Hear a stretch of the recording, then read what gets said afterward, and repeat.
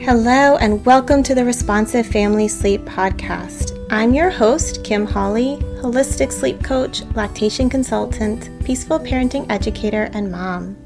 If you've ever felt overwhelmed by all the conflicting sleep info, frustrated with sleep information that just plain felt wrong, or searched desperately for a truly gentle and responsive sleep approach, then you are in the right place.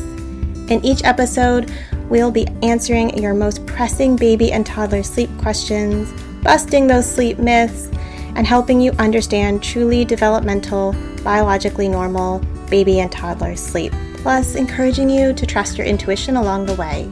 Let's get started.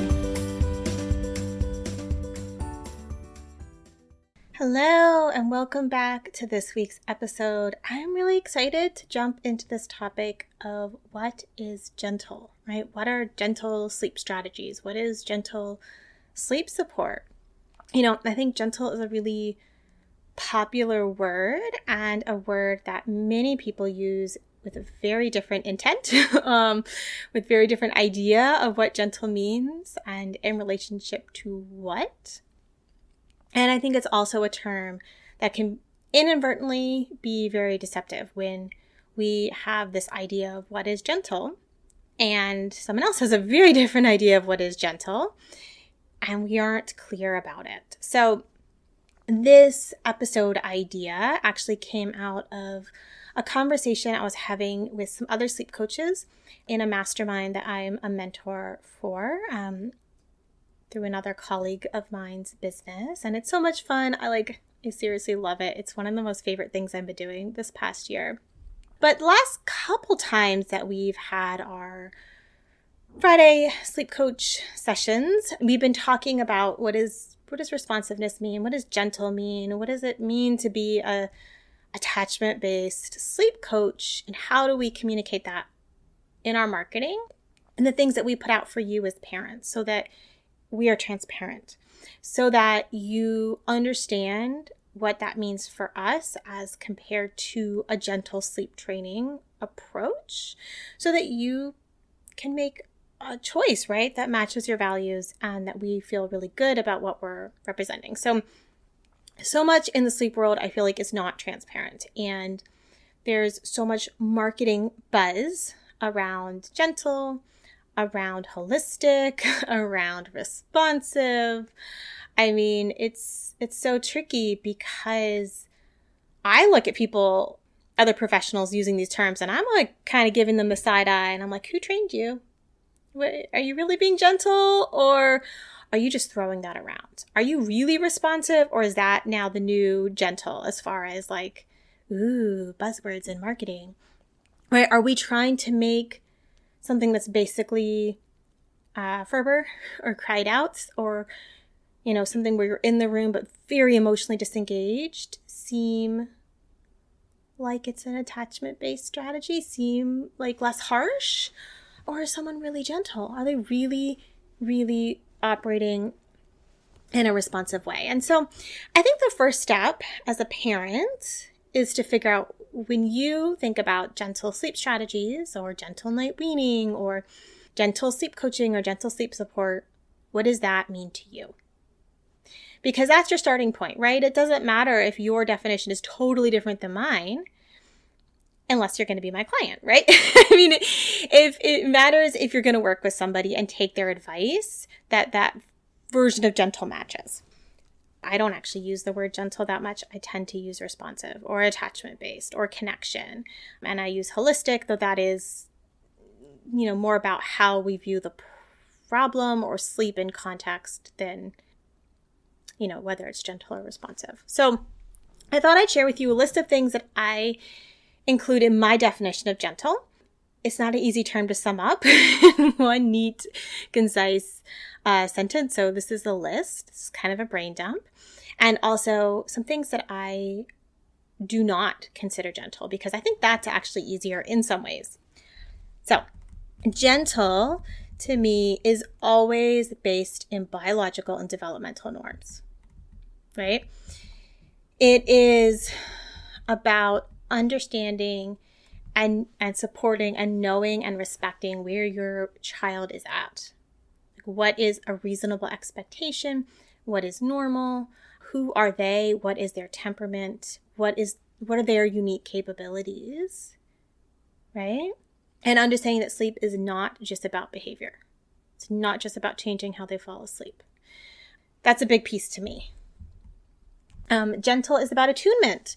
It is about reading, being aware of, understanding your baby's cues and communication, and meeting them, right? It is about leading with connection and being emotionally available. So it's about relationship. It's about the relationship between you and your child. Meeting their needs doesn't always mean that we have to give them every single solitary thing the exact way they need it or want it, right? We can set a limit, a kind, firm, loving, empathetic limit when age appropriate and when needed, right? And so this is particularly about toddlers in sleep, or toddlers in anything parenting related, right? We need to be able to set limits, and that's okay. We can set limits and be gentle. We can set limits and be responsive, right?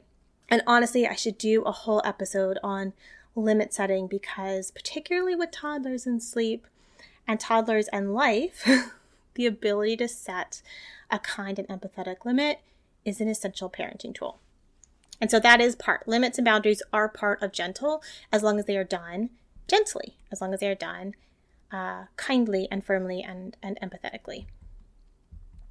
So gentle is trying to see it through your child's eyes, right? Understanding their experience and respecting how they are responding to whatever you're doing, right? And being there emotionally for them. So if they are upset, whether or not that's related to something you did or just because children get upset, we can hold space. We can be with them in that upset, and we can help them calm down through co-regulation and support. Like, we're really emotionally available to them. It's also about self-compassion for you, because parenting is hard. So we have to be kind and gentle and loving to ourselves in the same way that we need to be kind and gentle and loving to our children. And so I think that, it doesn't work when you're just like, really hard on yourself. You can't show up in the same way. So that's another piece of gentle, is that kindness to yourself. So I think that it's really important when we're thinking about gentle support that we can meet the kiddo where they're at, like meet your baby, meet your toddler where they're at, but also as a sleep coach, for me, to meet you where you're at and help you figure out the next steps and help you figure out a realistic timeline. Like, it's not gentle to say that everyone can get an independent sleeper in 2 weeks. Like, that's not true and not realistic. And gentle is about adjusting timelines to meet a baby where they're at, to me, right? Like, that's a big piece of it to me, is that we're not kind of steamrolling over a baby or a toddler really not being ready and needing more time in order to meet some arbitrary timeline, right? So sometimes it means adjusting our goals and expectations as a parent, because this is where the kiddo is actually at. And like, how can we make it more sustainable if we are kind of hitting roadblock with the kiddo? So gentle means a lot of different things, right? I've listed out a lot of things. It is about biology. It is about development. It is about understanding your child as an individual. It's about connection. It's about supporting emotions. It's about empathy. It's about compassion. It's about relationship.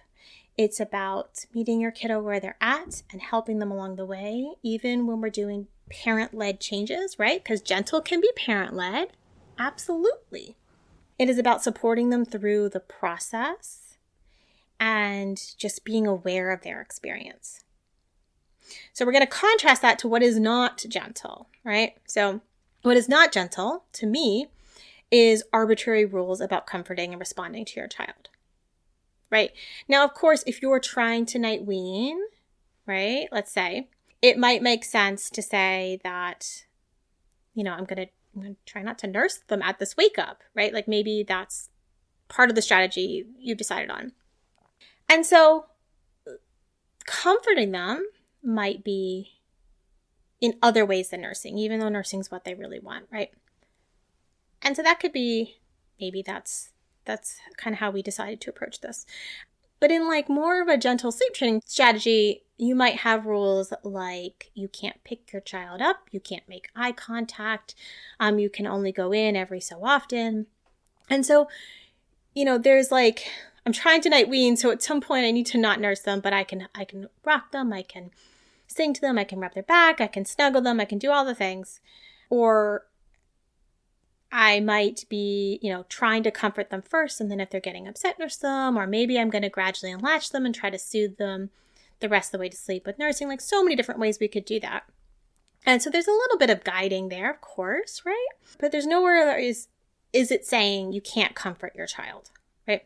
Versus a strategy that says you can only interact with your child under these conditions. Like that's not gentle, right? That's just not gentle.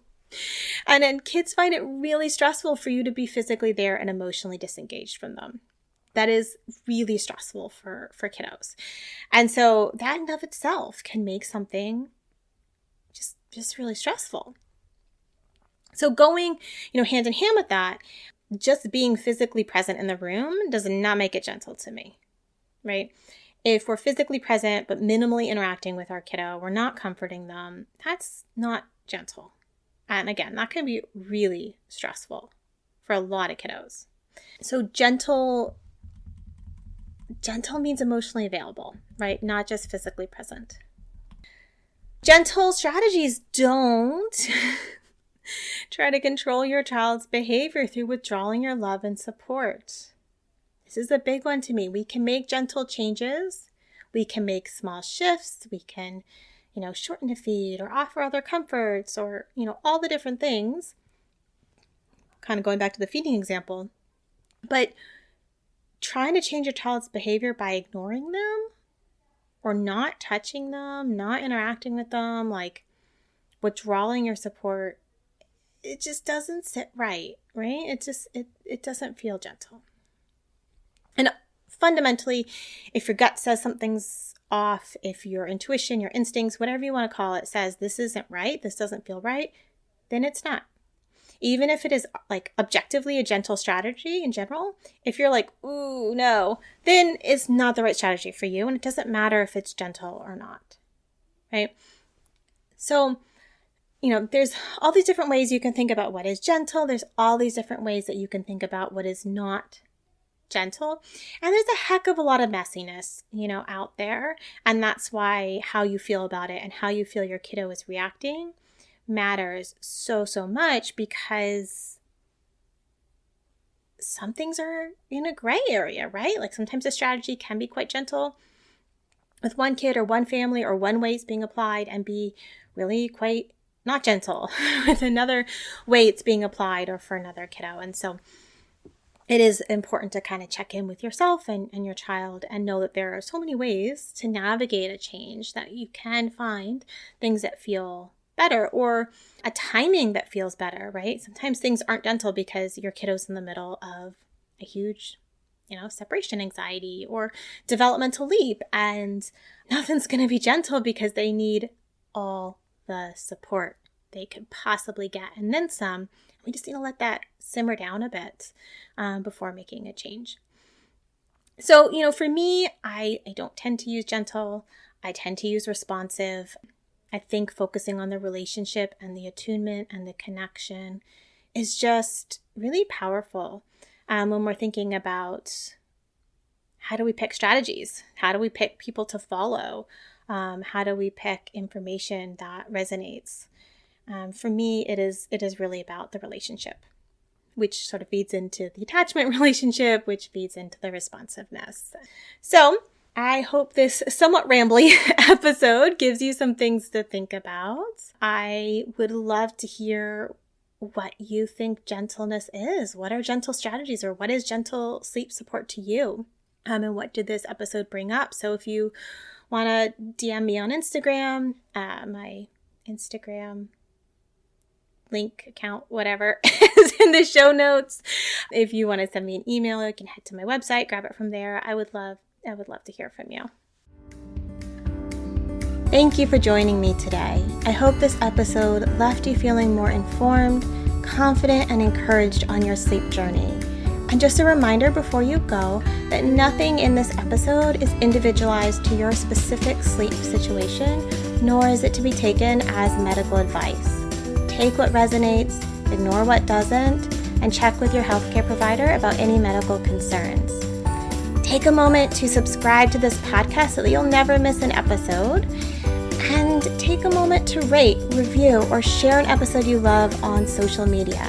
All of that helps parents just like you find me, this podcast, and this gentle and responsive sleep information.